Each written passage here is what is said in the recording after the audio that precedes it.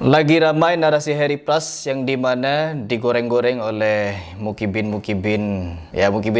lah, yang dimana mereka ini mengaku sebagai bagian dari pejuang kemerdekaan katanya. Saya sama sekali tidak keberatan dengan hal itu. Harry Plus menuduh Hamas sebagai antek-antek Syiah. Harry Plus menuduh Hamas digerakkan oleh Syiah. Saya tidak keberatan pula dengan hal itu karena memang ini bukan rahasia begitu baiknya Syiah ini kepada Islam. Sedangkan mereka ini kepada kaum Sunni sangat-sangat bengis. Kecurigaan-kecurigaan ini boleh teman-teman. Sebagaimana mereka ini curiga kepada Saudi dengan tuduhan-tuduhan Saudi mendanai Amerika untuk menghancurkan Palestina melalui Israel. Saudi hanya mengirimkan kafan kepada Palestina. Saudi hanya begini, hanya begini, hanya begini. Mereka saja kepada sesama Muslim yang jelas-jelas Sunni yang menjaga Mekah Madinah sampai sekarang berani curiga-curiga, berani berspekulasi seperti itu, dan bahkan terlebih berani memfitnah yang sedemikian rupa. Mereka saja berani, dan kenapa saya malah takut untuk menyatakan Hamas digerakkan oleh kaum Syiah Rafidah Majusi Iran? Kenapa saya malah takut untuk mengucapkan hal ini? Tidak, saya tidak pernah takut dengan pernyataan saya ini. Tidak akan pernah takut. Karena sekalipun saya mau dijuluki teman-teman. Harry Plus itu dijuluki Yahudi pesek. Ya nih Yahudi pesek. Terus yang kedua, antek Wahabi, pembela Saudi. Banyak julukan saya sekarang. Dan saya tidak peduli. Mau dijuluki Wahabi, it's okay. Mau dijuluki Yahudi pesek, it's okay juga. Karena saya juga memiliki keyakinan di yaumil hisab nanti. Sedangkan mereka ini teman-teman, ada satu video terbaru kalau tidak salah dibagikan kepada saya. Hussein Gaza berorasi. Setelah viral pernyataan-pernyataan dia yang sedemikian rupa, dia berorasi dengan minta senjata perang. Widih, minta senjata perang teman-teman. Ingin berperang, ingin baku tembak dengan siapa namanya? Dengan Israel yang gitu kuat. Israel itu kalau dinilai, ditimbang segi kekuatannya dengan orang yang kalian anggap pejuang, tidak setara sebenarnya. Israel kuat dan orang-orang ini minta senjata untuk berperang. Agar apa? Agar semakin hancur teman-teman. Coba kalau memang ingin minta perang, perangnya jangan di Gaza, perang di Israel. Ya, perang di Tel Aviv. Begitu. Buat kesepakatan kita perang di Tel Aviv, jangan perang di Gaza. Atau cari gurun pasir, perang di gurun pasir. Hamas nih, baris, Hamas, Hizbullah baris, terus orang baris, perang dah di situ. Jangan libatkan warga yang tidak bersalah. Ya, kalau memang mau perang, jangan main petak umpet. Di situ dibom, di situ dibom, di situ bom, dibom semuanya. Yang mati siapa? Warga-warga sipil, anak-anak kecil, bayi-bayi mati. Kenapa? Ya ulah mereka. Lalu yang dicari siapa di situ? Gak tahu siapa yang dicari, gak ketemu teman-teman.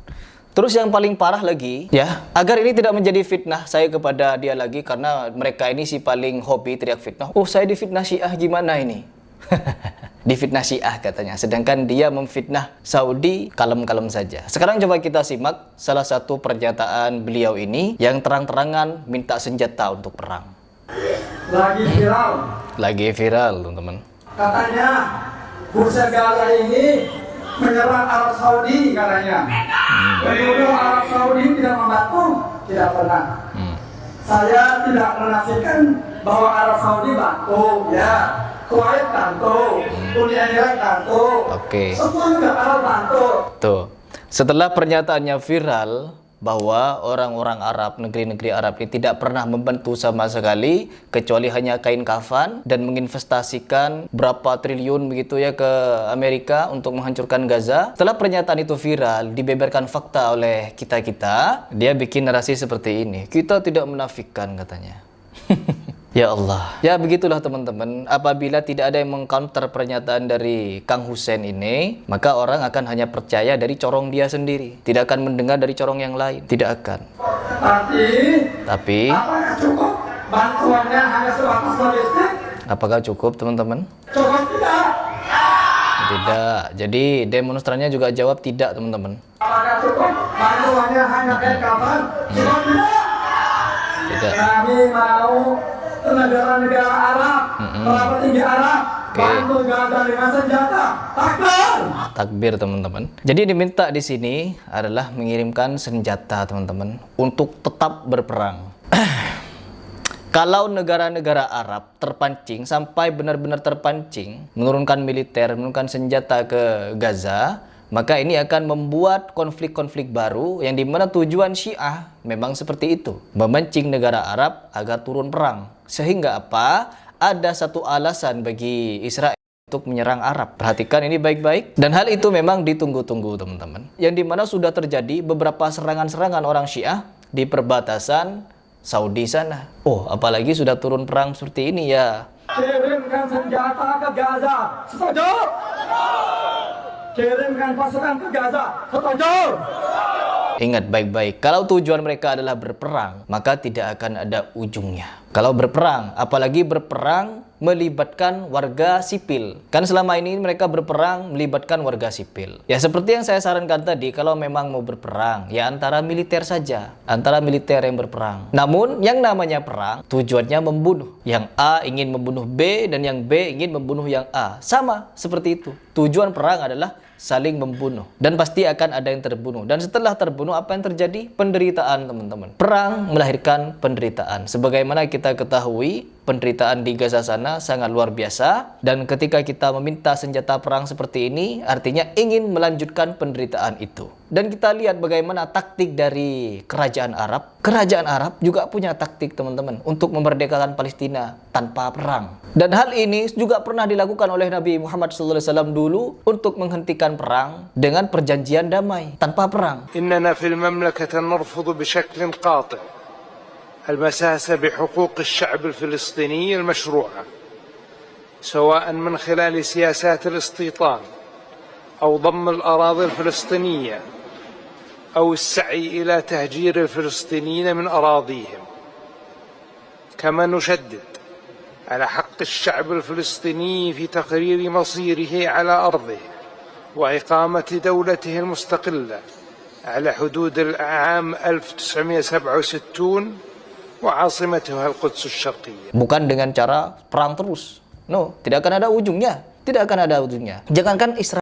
Garda Revolusi Iran dengan Bashar Assad kemarin ketika berperang, perhatikan, ketika berperang, hendak mau tumbang, dibantu oleh Hizbullah, dibantu oleh Garda Revolusi Iran, dibantu. Lalu setelah itu dibantu lagi sama Rusia. Dibantu, teman-teman. Apalagi dengan Israel. Apabila negara Arab, ya, Saudi turun, ikut membantu Gaza, apakah iya negara-negara lain yang ada di belakang Israel tidak akan turun tangan? Pasti akan turun tangan juga. Makanya satu-satunya strategi yang dilakukan oleh kerajaan atau petinggi Arab bukan dengan menggelontorkan senjata perang agar terus yuk kita perang habis-habisan, no. Tapi dengan cara negosiasi politik agar Palestina berdiri sebagai suatu negara dan Yerusalem sebagai ibu kotanya dan bebas dari konflik. Begitu pernyataan dari petinggi Saudi, teman-teman. Jadi teman-teman, kalau Harry Plus dinarasikan untuk menggembosi fakta data yang saya sampaikan, oh Harry Plus tuh menuduh begini, nggak apa-apa, nggak masalah. Dituduh bagaimanapun nggak masalah. Karena mereka pun menuduh Arab Saudi juga tidak keberatan. Dan saya tidak ada takut-takutnya untuk menyatakan, oh ini Syiah, untuk menyatakan Syiah biang kerok perang, biang kerok konflik dan lain sebagainya. Saya tidak ada takut-takutnya. Karena memang itu yang terjadi dari zamannya Umar bin Khattab sampai sekarang. Dan semoga dengan fakta ini kalian bisa belajar juga. Ya, semoga. Dan sebagai penutup, saya ada satu video yang perlu kalian simak dengan baik. The irony here, of course, is that Israel has been supporting Hamas. Our neighboring state, Qatar, has been sending money to Gaza, and it was Israeli banks that was allowing that money to get to Hamas, without anybody accounting for that, where that money is going and who is going to receive it, etc., etc. So if you all are looking for someone to blame for what happened in Gaza, I think we can equally say that Israel is to blame for that. And particularly Mr. Netanyahu, in his arrogance and in his blindness to the reality, he thought that he was outsmarting everybody.